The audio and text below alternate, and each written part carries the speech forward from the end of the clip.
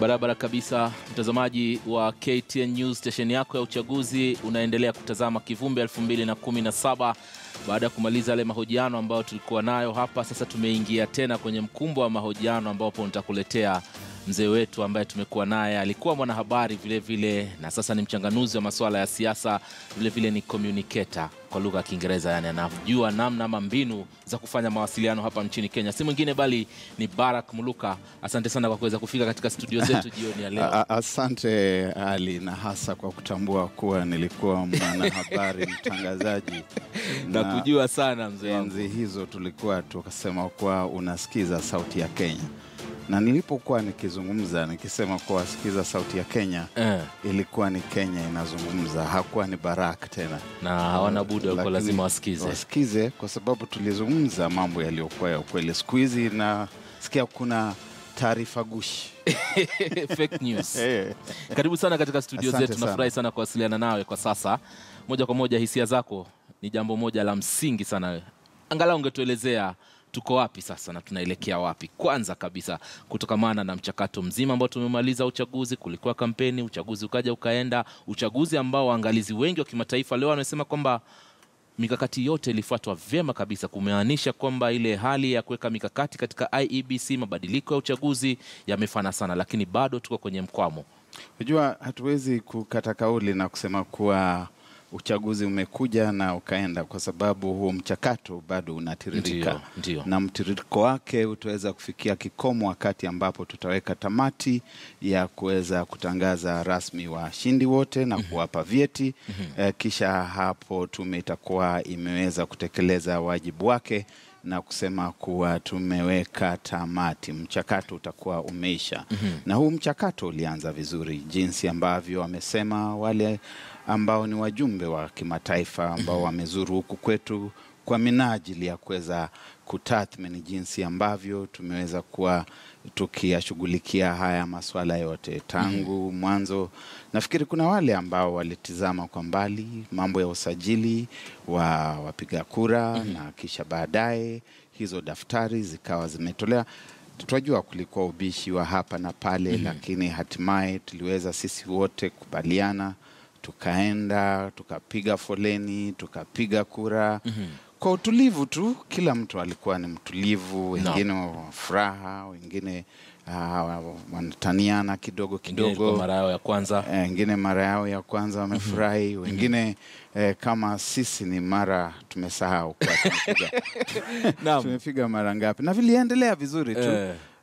Kisha tukaanza kuona hizo taarifa zinatolewa kwenye runinga na kupitia vyombo vinginevyo vya habari, jinsi ambavyo ilikubalika kwa vitafanywa. Sasa kufikia jana tuliweza kupata taarifa kutoka kwa mwenyekiti wa tume baada ya malalamishi kutoka kwa NASA, naye akawa tuambia kwa hivi mnavyoviona kwenye jedwali, msivichukulie kwa ndio matokeo ya mwisho yatakuja baada ya kusawazishwa kwa fomu 35A na 34 samani A na 34B, na kisha zitaweza kutiririka moja kwa moja hadi kwenye 35 34 cha. Na zikisha fika hapo basi tuwe ndio tumetoa mshindi. Hivyo leo tumeona wenzetu kutoka upande wa NASA kidogo wamepata tumbo joto, nafikiri naweza kutaja hivyo, kwa sababu naona ni kama wameruka kauli wakati ambapo wameweza kujaribu kushurutisha tume iweze kutangaza wagombezi wao kuwa ndio washindi. Ni jambo tu la kutamausha kwa kiasi fulani. Kwa sababu pasi na kuzungumza kwa urefu sana, naona kwa kuna mchakato, kuna mpangilio na kuna mtiririko. Na mambo kama vile matukio yasiyokubalika, matukio yanayokiuka sheria ambazo zimewekwa, ni vitu ambavyo vinatazamiwa, kwani sheria tayari imeweza kutazamia kwa vitu fulani huenda vikatokea ambavyo haviingizani sambamba na yanayostahili, na vinapotokea tutavitibu kwa kupitia mtindo fulani.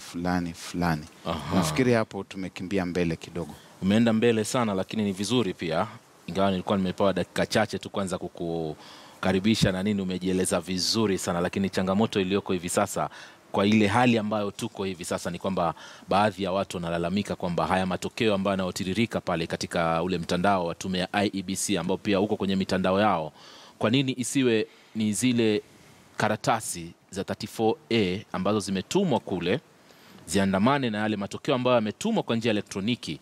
Hili ndilo swala kuu ambalo liko hivi sasa. Baadhi ya watu kupitia mitandao, hata pia NASA walikuwa wanazungumzia hilo swala, wamelijadili kidogo tu, kwamba ingekuwa ni vema matokeo ambayo yanayotiririka yanaambatana na zile karatasi ambazo zishawafikia tume, lakini hii ndio ilikuwa tofauti kubwa iliyoko.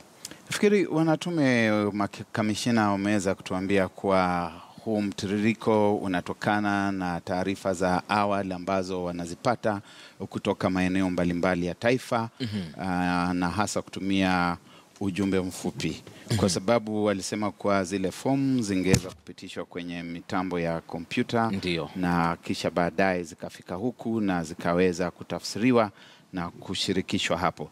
Lakini wanasema kwa zimekuwa ni nzito sana hivi kwamba zinatumika kwa njia ya polepole. Na itakumbukwa kwa kanuni za kuweza kuwasilisha matokeo kutoka kwenye mizizini mashinani zilisema kwa baada ya wao kuweza kutuma picha ya hiyo fomu, watatuma pia ujumbe mfupi wa kielektroniki. Na huo ujumbe mfupi ndio wameweza kuwa wakiweka hapo. Sasa hawawezi kwenda wakauporomosha wakasema sasa tuvitupilie hivi mbali tuanze upya.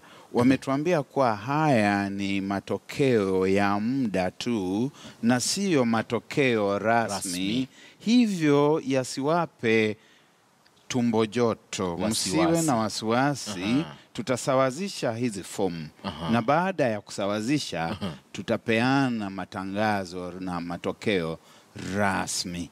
Barack, ina maana kwamba iwapo wamepata na kuthibitisha matokeo vizuri, tume ikiwa imepata hayo yote na yale matokeo ambayo kwa kitu yakitiririka pale ni ya urongo, watapeana yale ya ukweli? Eti ni ya urongo, lakini itakuwa ni ina makosa, sio sahihi, sio kamili.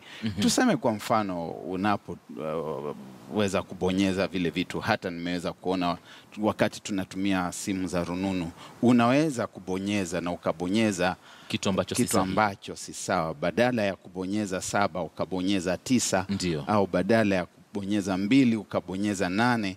Kwa hivyo ule ujumbe wa kielektroniki ambao unatufikia huenda ukawa una makosa, lakini wameviweka huko. Hivyo si kusema kuwa ni udanganyifu, ni kusema kuwa kuna makosa. Ni vitu ambavyo kisha baadaye tukisha thibitisha tunaweza kuviweka pembeni na tukasema kwa matokeo ya ukweli yaliyo makamilifu ndio haya. Safi kabisa, asante sana. Tutarudi, nataka hisia zako kuhusiana na swala la udukuzi ama hacking ambayo limezungumzwa tangu jana na hata leo limeendelea. Lakini kwanza kabisa, mtazamaji, nataka nikupeleke moja kwa moja